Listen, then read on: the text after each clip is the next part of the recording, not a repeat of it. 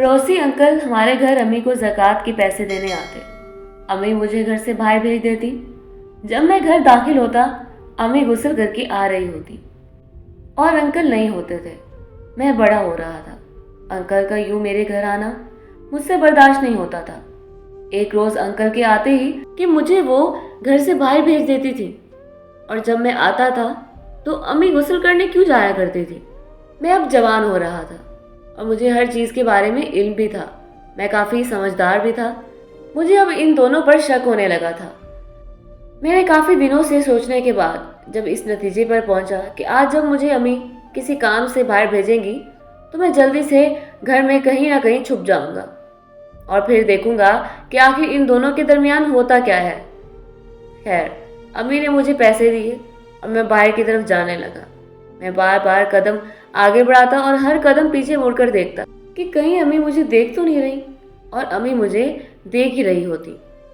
मैं drawing room से बाहर निकला तो ड्राइंग रूम का दरवाज़ा मैंने बंद कर दिया, ये इसलिए कि अम्मी मुझे छुपता हुआ ना देख सकें। खैर, मैं उनकी नज़रों में आए बिना जल्दी से बाहर आया और बाहर मैं इधर उधर देखने लगा कि ऐसी कौन सी जगह है जहाँ से मैं छुप कर उन दोनों को देख सकूं। कि तभी मुझे ख्याल आया कि ड्राइंग रूम की एक खिड़की बाहर सैन की तरफ खुलती है और सैन में एक शीशम की पेड़ भी है जिसके पीछे मैं बआसानी छुप सकता हूँ और अंदर का तमाम नज़ारा मुझे बआसानी दिख सकता है। मैं भागता हुआ उस खिड़की की तरफ गया और मैंने झांक कर देखा, वो दोनों अभी भी बैठे थे और आमने सामने थे। मैं जल्दी से पेड़ के पीछे छुप गया। अम्मी कुछ लम्हों बाद उठी और ड्राइंग रूम का दरवाज़ा खोलकर बाहर झांकने आई। खुदा का करम हुआ कि मैं वहाँ से छुपा हुआ था, इसलिए वो मुझे नहीं देख पाई थी। फिर वो कमरे में आई और खिड़की की तरफ आ गई। उनको आधा देखकर मैं जल्दी से उस पेड़ के पीछे छुप गया। अम्मी अपनी मुकम्मल तसल्ली करने के बाद पीछे मुड़ी तो मैंने एक बार फिर से झांकना शुरू कर दिया। अब मेरा दिल आहिस्ता आहिस्ता से धड़कने लगा। मुझे आज उनके दरमियान का राज मालूम करना था। जो मैं सोच रहा था कि सब कुछ वैसा ही था, लेकिन मेरा खून भी खोल रहा था। दिल कर रहा था कि अभी जाऊं और उन दोनों को खरी खरी सुना दूं। अभी माँ को ये कह दूं कि आपको शर्म आनी चाहिए। किसी गैर मर्द के साथ आप अपने ही घर में इस तरह रोजे की हालत में अकेले वक्त बिताती हैं। क्या आपको इस चीज़ का इल्म है कि आपका रोज़ा कबूल हो जाएगा? एक जवान बेटे के होते हुए आप ऐसा कर रही हैं, और हमीद अंकल को भी गिरेबान से पकड़कर मैं बाहर निकाल दूं। लेकिन फिर भी जो मेरे दिल में था, मैं उन सबको अपनी आंखों से देखना चाहता था। अभी जाकर एक बार फिर से उनके सामने बैठ गई। उनकी आवाज़ें भी बआसानी मुझ तक पहुंच रही थी। खैर, मैं खामोशी से बैठ गया और उन दोनों को देखने लगा, और फिर उसके बाद जो कुछ मैंने देखा उसको देखकर मेरे पैरों तले से ज़मीन निकल गई। मुझे यूं लगा जैसे आसमान मेरे सर पर आन पड़ा हो। मुझे समझ नहीं आ रही थी कि आखिर ये क्या बात हो रही है, उन दोनों के दरमियान क्या चल रहा है। मुझे कुछ समझ में नहीं आ रहा था, और क्या जैसे हो रहा था ये वाकई में सच था। मुझे हैरत होने लगी। मेरा नाम उमर है और मेरी उम्र तकरीबन 20 साल है। जब मैं पैदा हुआ तो मेरे पैदा होने के 2 माह बाद ही मेरे अब्बू का इंतकाल हो गया था। मेरे बाबा एक आर्मी ऑफिसर थे और वहाँ पर वो बहादुरी से लड़ते थे। एक जंग में शहीद हो गए। उनकी शहादत के बाद मेरी कफालत का जिम्मा मेरी अम्मी ने लिया था। मेरी अम्मी नहायत ही शरीफ खातून और बहुत ही नरम मिजाज की थी। उन्होंने मुझे बेहद मोहब्बत से पाला था। कभी भी मुझे किसी चीज़ की कमी नहीं होने दी थी। लेकिन एक बात थी कि जब मेरे बाबा शहीद हुए थे, उसके बाद जब तक दादा जिंदा रहे, हम दादा अबू के साथ ही उसी घर में रह रहे थे। लेकिन जैसे ही दादा अबू की वफ़ात हुई, उसके फ़ौरन बाद हमें घर से निकाल दिया गया। यहाँ तक कि हम कौड़ी कौड़ी के मोहताज हो गए थे। मेरी अम्मी ने मुझे पालने के लिए 100 जतन किए थे। कभी वो सीना पे रोना करती, कभी लोगों के घर में जाकर बर्तन मांजती, और कभी वो कुछ ना कुछ छोटा मोटा सामान बेचने के लिए घर में रख देती, और वो बेच कर घर का गुजारा चलाया करती थी। बाबा की पेंशन जब भी आती थी तो उससे घर का किराया निकल जाता था, और फिर उसके बाद एक बार फिर से हमारी वही गरीबों वाली रूटीन शुरू हो जाती थी। लेकिन मेरी माँ मुझे ये ज़िंदगी नहीं देना चाहती थी। मेरी माँ चाहती थी कि मैं पढ़ लिख कर अपने बाप की तरह एक आला ओहदे पर फाइज हो जाऊँ, आर्मी ऑफिसर बनूँ। लेकिन अभी भी पढ़ ही रहा था और मेरी पढ़ाई पर खर्चा भी बहुत आने वाला था। अम्मी का कहना था कि जब दादा अबू की वफ़ात के बाद हमें घर से निकाला गया तो वो मुझे लेकर दर दर भटक रही थी। हमारा इस दुनिया में कोई नहीं था। मेरे ननियाल में से पहले ही कोई नहीं था, और जब ददियाल से बेइज्जत करके धक्के मार मार के घर से निकाल दिया गया तो हम तो बिल्कुल ही बेसहारा हो गए थे। बस एक दादा ही थे जिनके सहारे हम रह रहे थे, लेकिन अब दादा भी ना रहे। अम्मी मुझे लिए दर दर की ठोकरें खा रही थी। जब वो मुझे लिए दर बदर भटकने और धक्के खाने के बाद बेहाल होकर किसी दुकान के आगे बेहोश होकर गिर पड़ी थी तो हमीद अंकल ही उन्हें उठाकर अपने घर ले आए थे।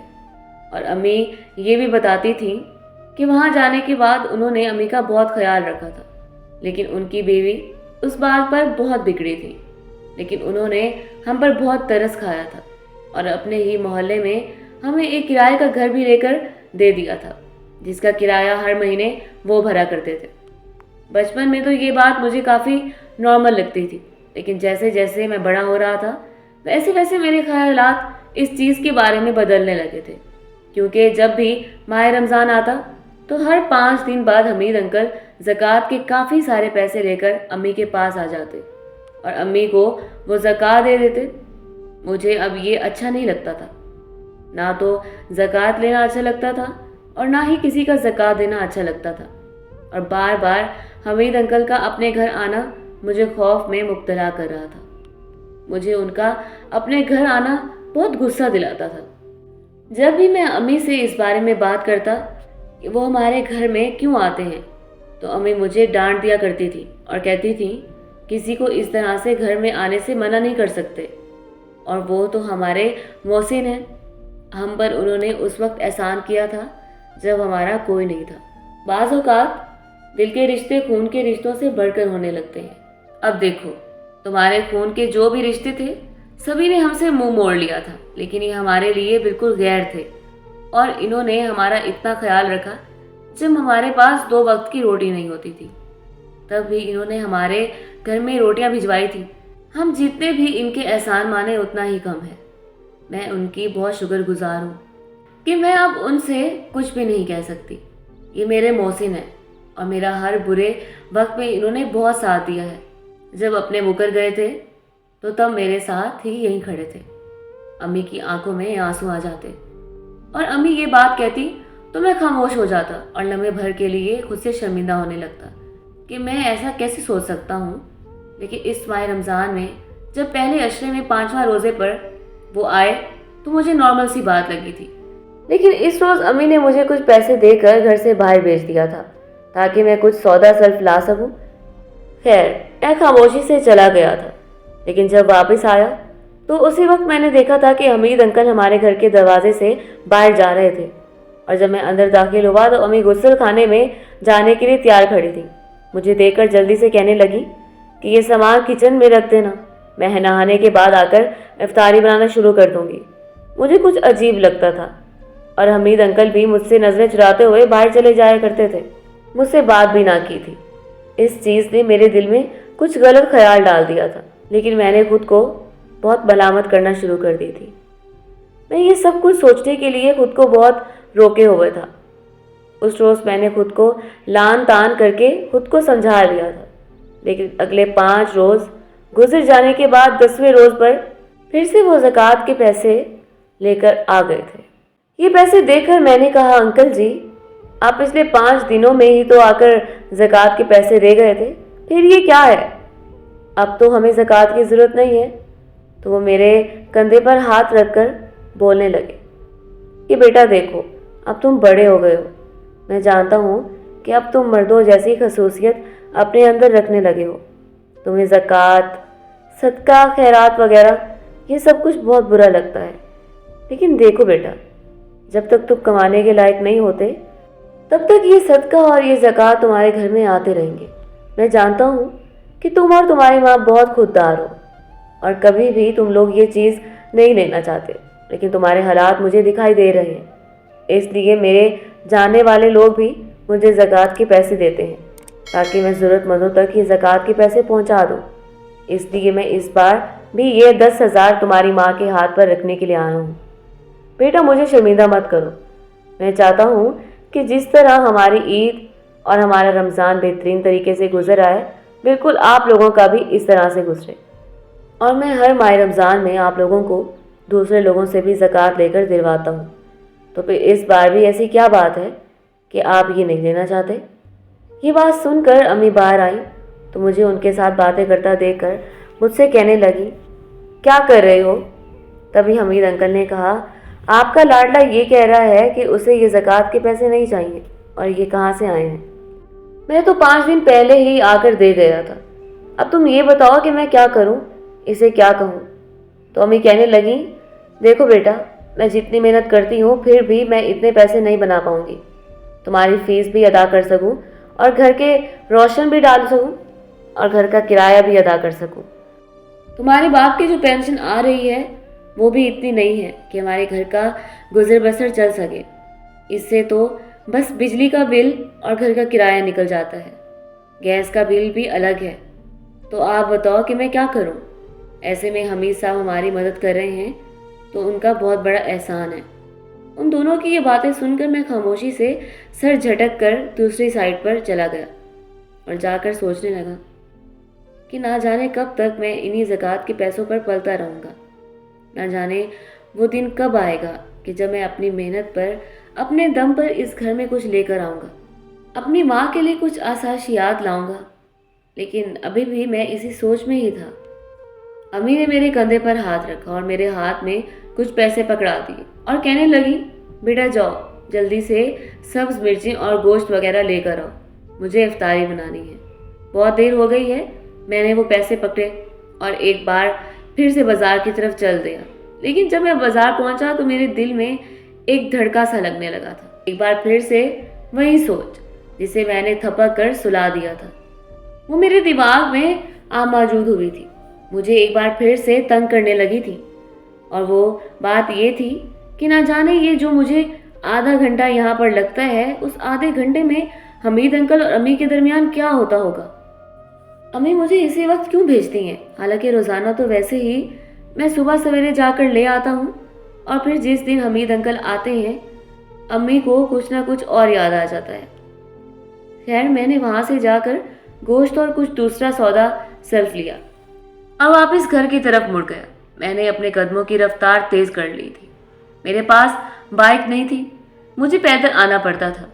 पैदल आने की वजह से मुझे तकरीबन आधा घंटा या फिर 50 मिनट लग जाते थे। खैर, मैंने आज अपने कदमों को इतना तेज़ किया कि मैं आधे घंटे में ही पहुंच गया था। लेकिन जैसे ही मैं अपने घर के दरवाजे पर पहुंचा, एक बार फिर से हमीद अंकल को अपने घर से बाहर निकलते हुए देखा। यानी आज भी वो आधा घंटा हमारे घर लगाकर जा रहे थे। और उन दोनों के दरमियान क्या हुआ होगा? ऐसी कौन सी राजो न्याज की बातें होती हैं? ऐसा कौन सा काम होता है जो मेरी मौजूदगी में नहीं हो सकता? खैर, मैं खामोशी से उन्हें देखता हुआ अपने घर की तरफ आ गया। अम्मी अपने कमरे में मौजूद थी और उन्होंने अपने हाथ में कपड़े उठाए हुए थे।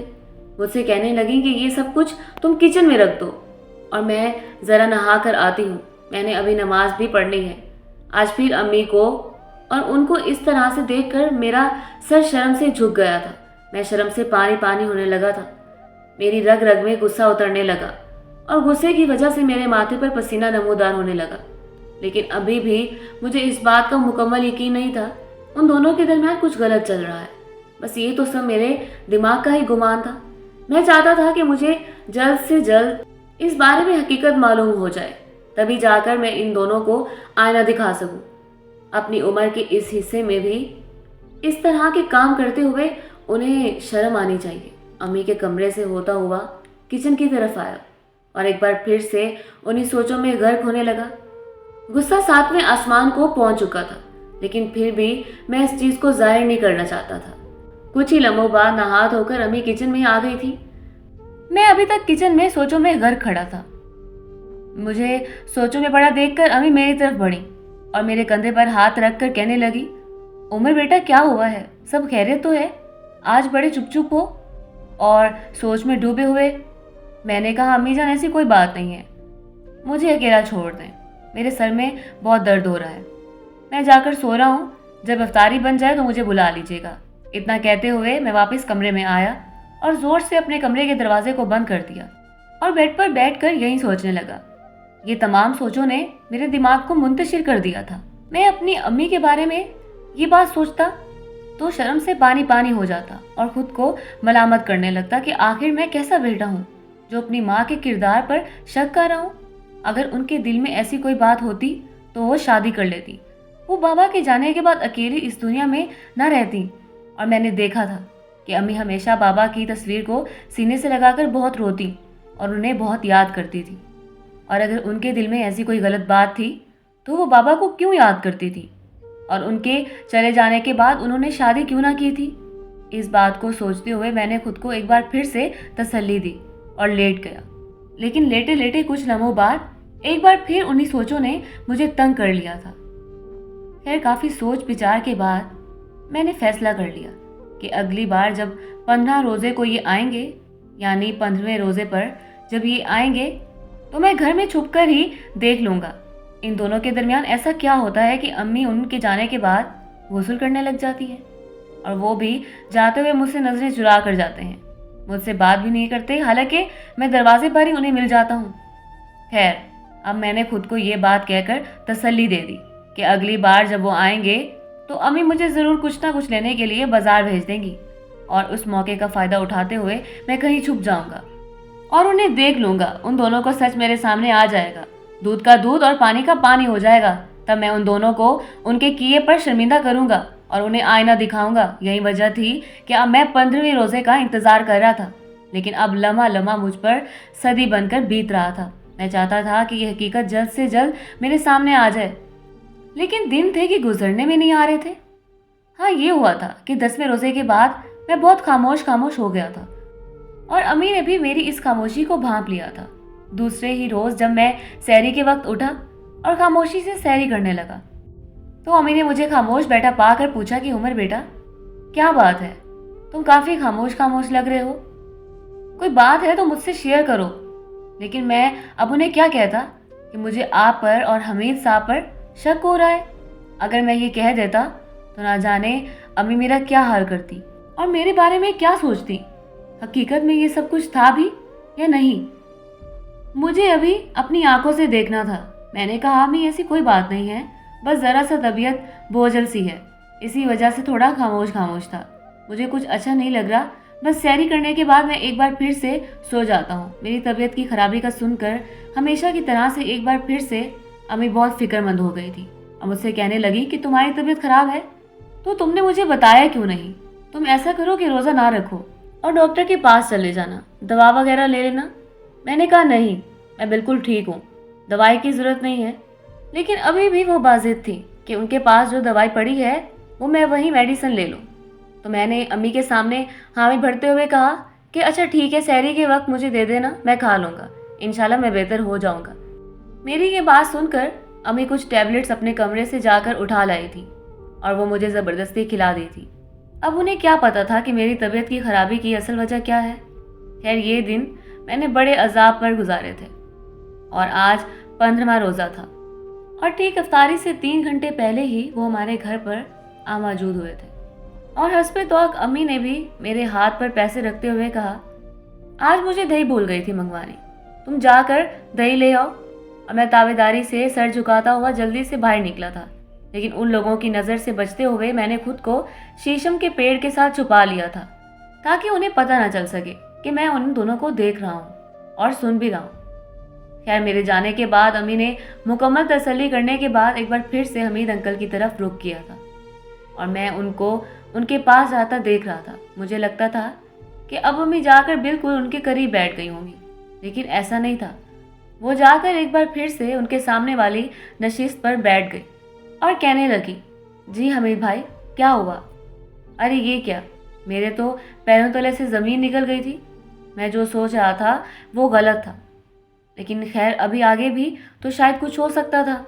मैंने खामोशी से देखा तो मेरे पैरों तले से ज़मीन निकल गई, क्योंकि मैंने देखा कि हमीद अंकल रोने लगे। ऐसा उन्हें यूँ रोता देखकर मुझे हैरत हुई थी, वो इस तरह से क्यों रो रहे थे।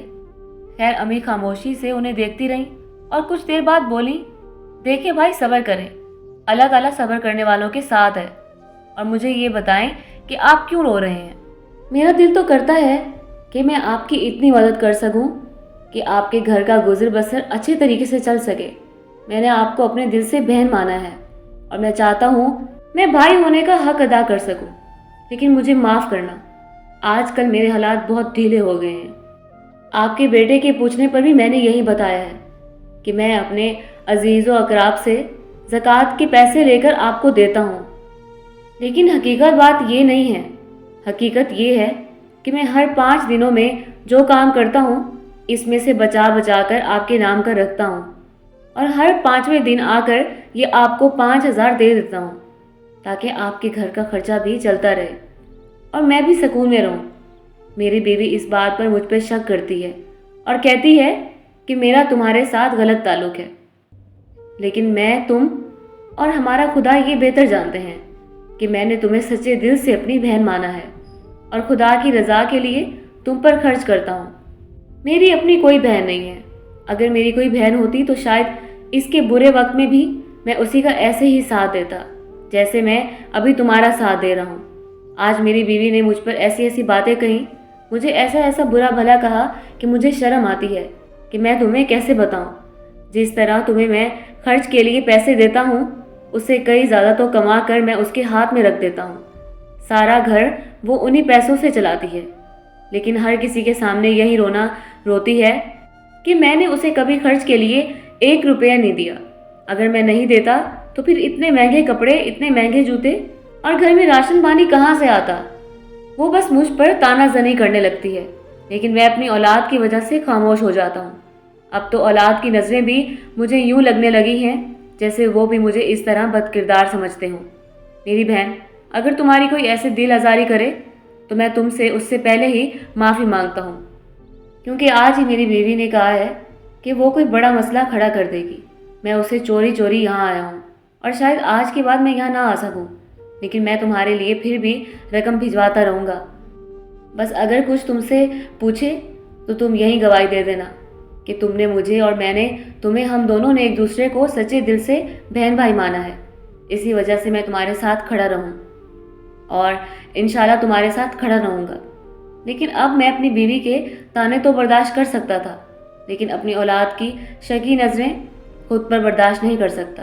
और मुझे तुम्हारे बेटे की चाल चलन से भी यूँ लगता है कि जैसे वो हम दोनों पर शक कर रहा हो। हम सगे नहीं हैं, इसलिए कोई हम पर यकीन नहीं करता कि हम दोनों के दरमियान कुछ नहीं है। हम एक दूसरे को सच्चे दिल से बहन भाई मानते हैं, बस यही बहुत है, और हमेशा एक दूसरे के साथ खड़े रहेंगे। और मेरी बहन, मेरी बात सुनो, मैं नहीं जानता कि अब मेरी उम्र कितनी है, क्योंकि अब मेरी हालत बहुत ख़राब रहने लगी है।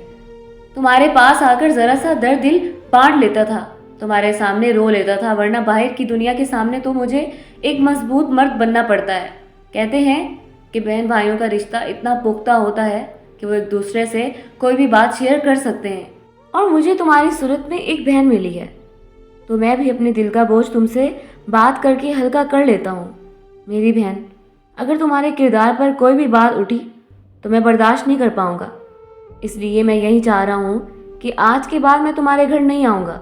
बस जो रकम तुम्हारे लिए मैं निकालता हूँ वो मैं तुम्हें भेज दिया करूँगा। तुम फिक्र मत करना, तुम ये मत सोचना कि तुम्हारा भाई तुमसे दूर रहकर गाफिल हो जाएगा। मैं हमेशा तुम्हारे बारे में सोचता रहूँगा और तुम्हें कभी भी किसी चीज़ का मोहताज नहीं होने दूँगा। ऐसे कहते हुए वो उठ खड़े हुए और उन्होंने अम्मी के सर पर हाथ रखा और घर से बाहर निकल आए थे। उनके जाने के बाद जब अम्मी कमरे में अंदर गईं तो मैंने देखा कि अम्मी ने एक बार फिर अपने कपड़े निकाले और नहाने के लिए चली गईं, क्योंकि वो इफ्तारी से पहले ही साफ़ सुथरा रहना चाहती थी। मुझे अब ये ख्याल आया था कि अम्मी को सफाई बेहद पसंद थी, लेकिन मैं क्या से क्या समझ बैठा था। खुदा मुझे रियाकारी से बचाए और मैं खुद से शर्मिंदा हो गया। खैर, इनके अंदर चले जाने के बाद और हमीद अंकल के चले जाने के बाद मैंने एक बार फिर से पैसे पकड़े और जाकर दही ले आया। और उसके बाद अब मैं यही सोचता हूँ कि इस दुनिया में ऐसे इंसान भी मौजूद हैं जो अपने आप को पीछे कर देते हैं और बाकी लोगों की ज़रूरियात और उनके एहसासात को सबसे ऊपर रखते हैं। बाज़ औक़ात खून के रिश्तों से दिल के रिश्ते बहुत ताकतवर हो जाते हैं, और अम्मी की ये बात आज मुझे समझ आ गई थी। ऐसे लोग अगर दुनिया में रहे तो शायद कोई भी भूखे पेट ना सोएगा और किसी भी औरत की इज्जत नहीं उछाली जाएगी। आज इफ्तारी के वक्त मेरे ज़बान पर हमीद अंकल के लिए बेहद दुआएं थी, क्योंकि मैं जान चुका था कि वो बहुत अच्छे इंसान हैं जो खुद से ज़्यादा दूसरों के बारे में सोचते हैं। अगर ऐसे ही इंसान दुनिया से उठा लिया जाए तो शायद दुनिया में भेड़िए गरीबों को काट खाएंगे और मुझ जैसे गरीबों का माह रमज़ान हमेशा वीरान ही रहेगा और उनके लिए हमेशा गुर्बत की वजह से फाका कश होंगी।